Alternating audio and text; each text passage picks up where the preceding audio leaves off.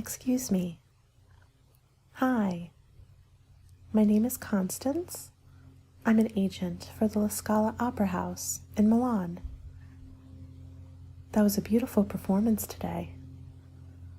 I must say, I am very impressed with you. Your voice, it's ethereal, truly quite remarkable. Look, I have a proposition for you. I have the authority to hire opera singers for La Scala, and I wish to offer one to you. It's a 5-year contract. It guarantees top billing, lead roles in over 80% of our operas, and a very handsome salary. Would you be interested?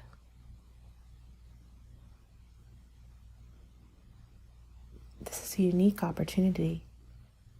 You've done well here, but you can only advance so far. But at La Scala, you're guaranteed success and fame. With my help, you could be the next Pavarotti, Sutherland, Callas. So what do you say? Will you at least sleep on it? Good. Here's my card. Call me in the morning after you've had a chance to think about it, and tell me your answer then. I truly hope it will be yes. It will be a smart move for you, and for us. I mean, after all, what's keeping you here? All right. Until tomorrow. Ciao.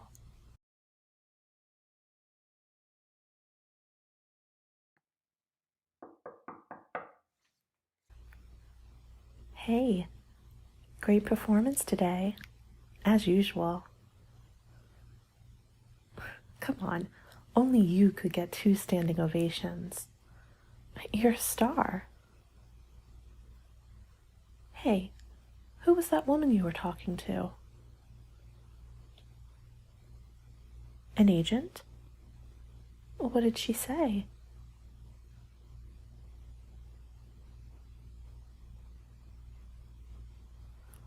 Well, that's wonderful. Well, you deserve it, of course. I mean, La Scala is one of the most famous opera houses. I hear the singers and principal dancers at that house can basically write their own ticket. So did you say yes? What? Why?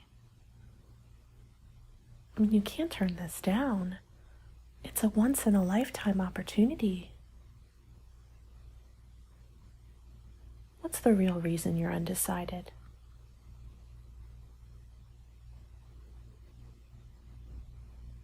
Listen to me. You can't stay here because of the Phantom. I know he's been your mentor for some time now, and you draw your inspiration from him. But frankly, you've outgrown him.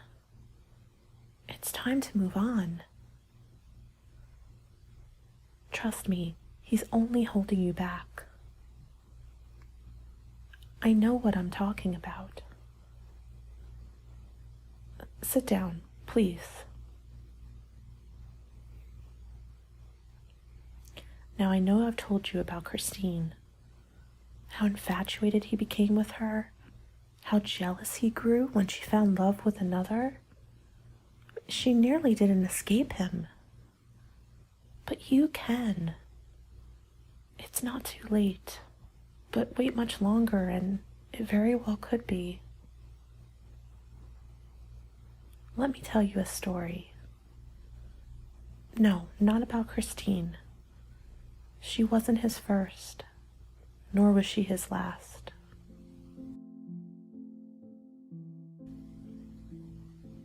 The Phantom has been around much longer than you or me.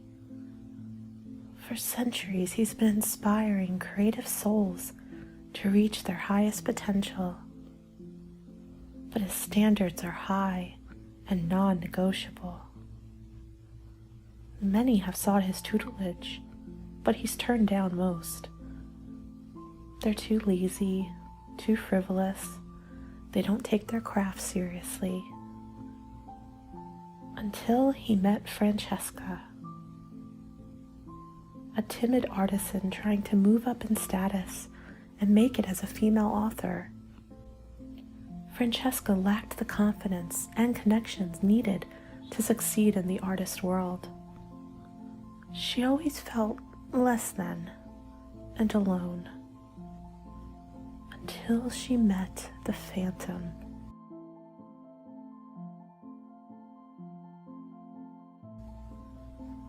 The Phantom filled her with hope and glee.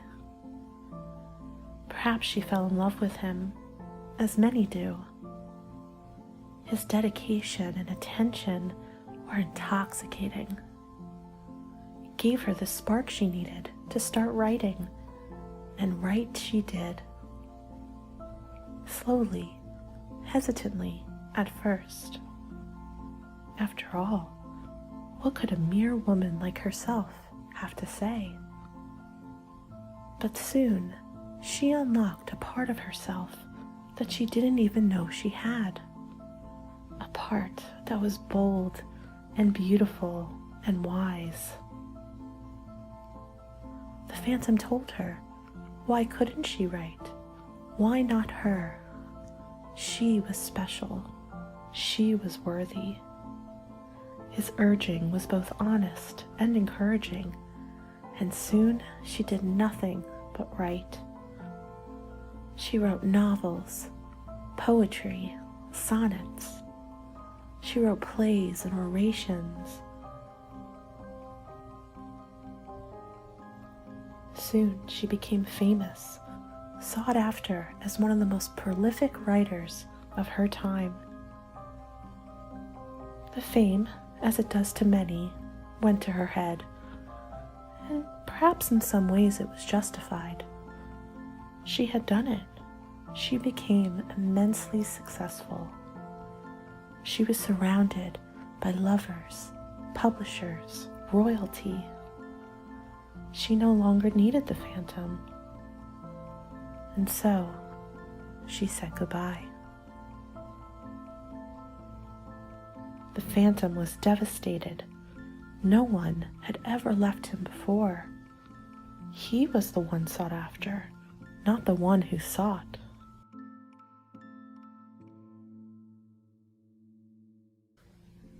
He quickly went on the rebound. He met Emma, a stage actress.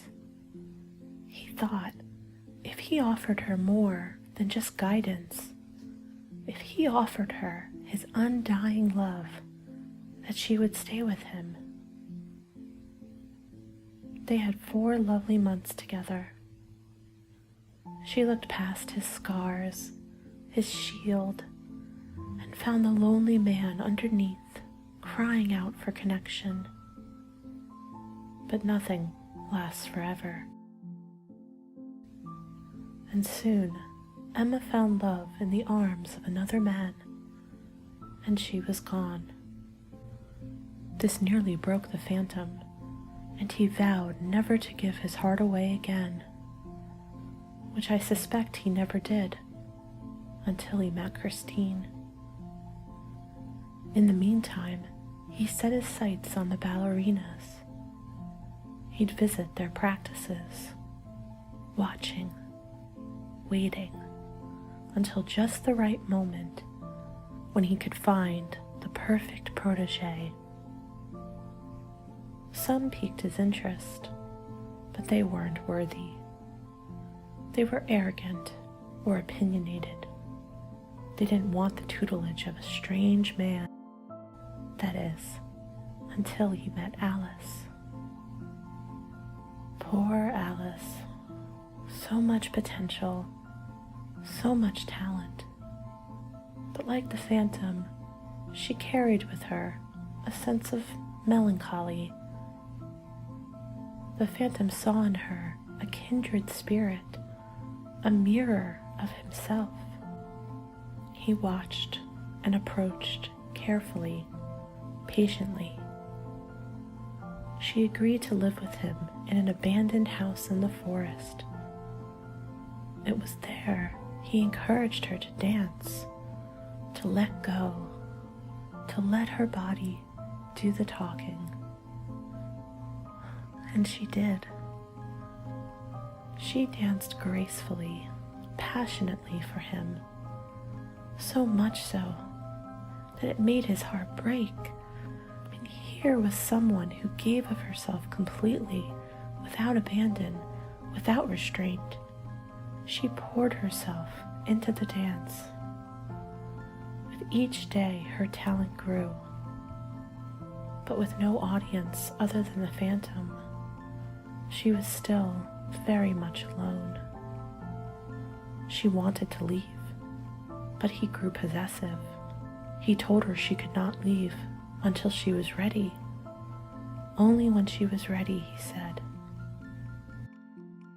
And so she danced for him over and over until one day she danced no more.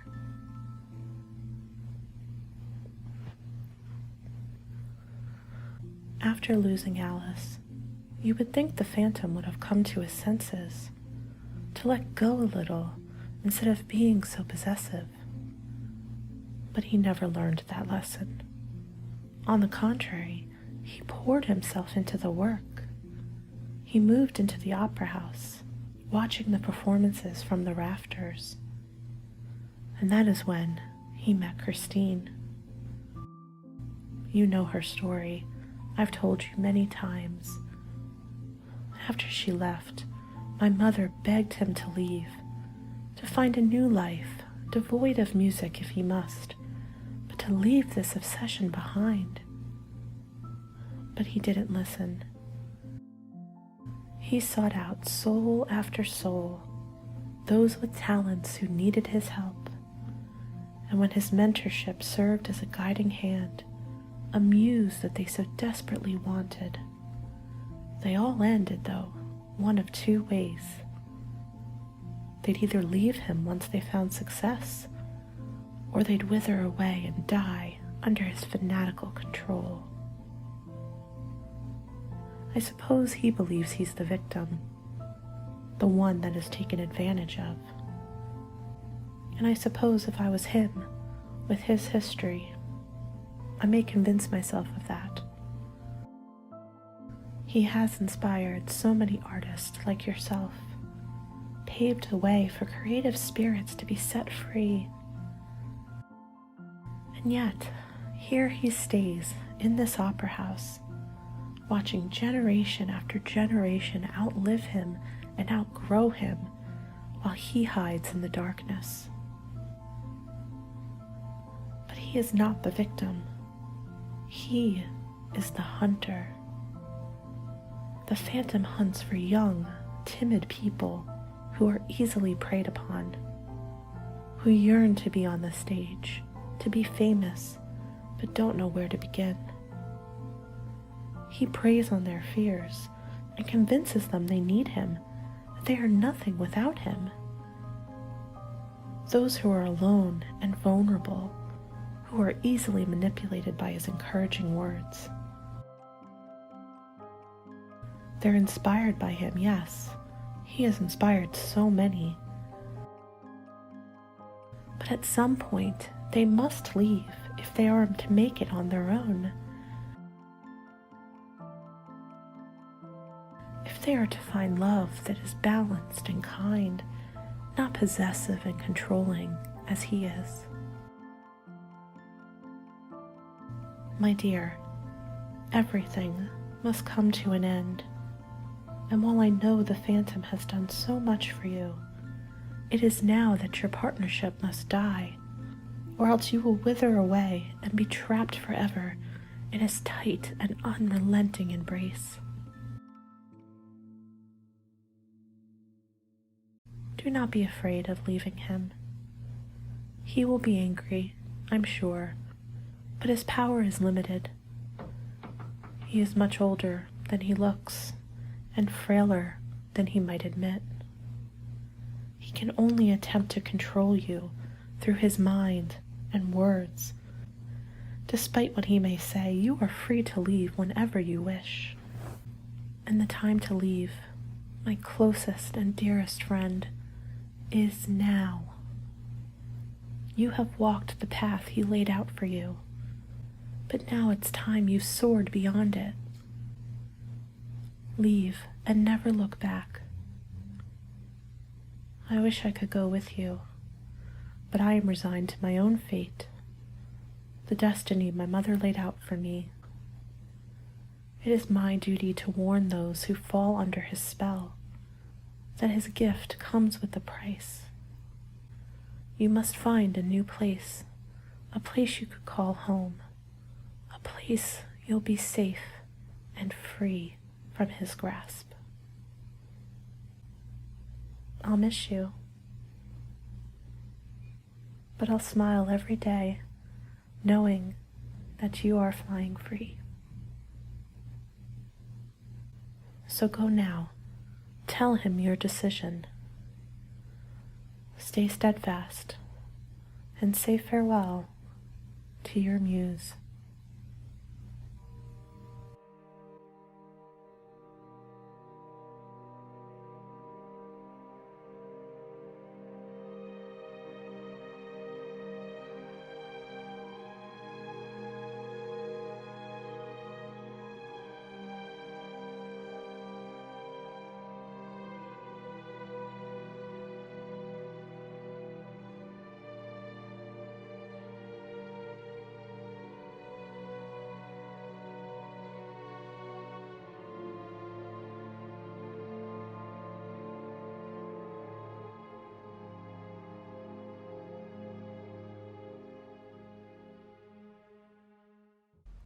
I knew you'd come, my angel of music.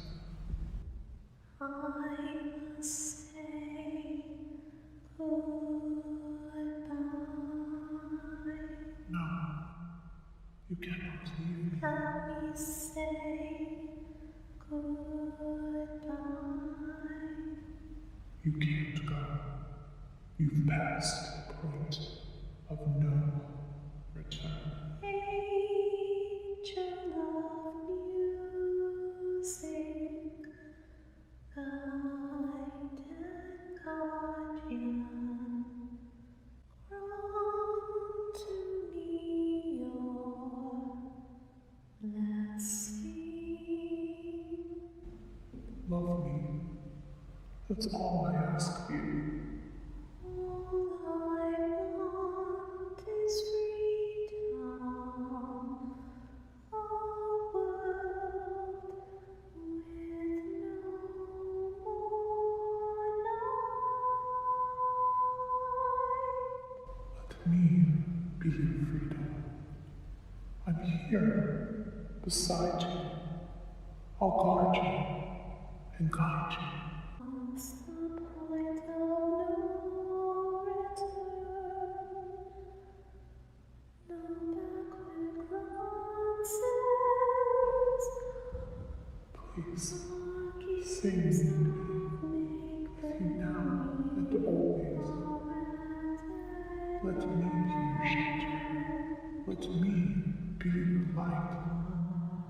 Past the point of no return, no going back now.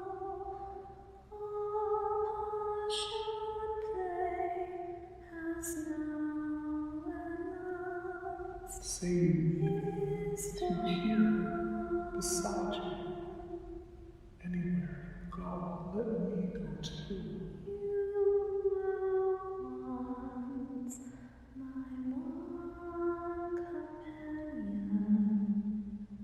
You were all that mattered. That's all I ask of you. Knowing we must say goodbye, Say the word, I will follow you. try to forgive, teach me to live. Give me the strength to try. Alone, you make my soul No more to fight. gazing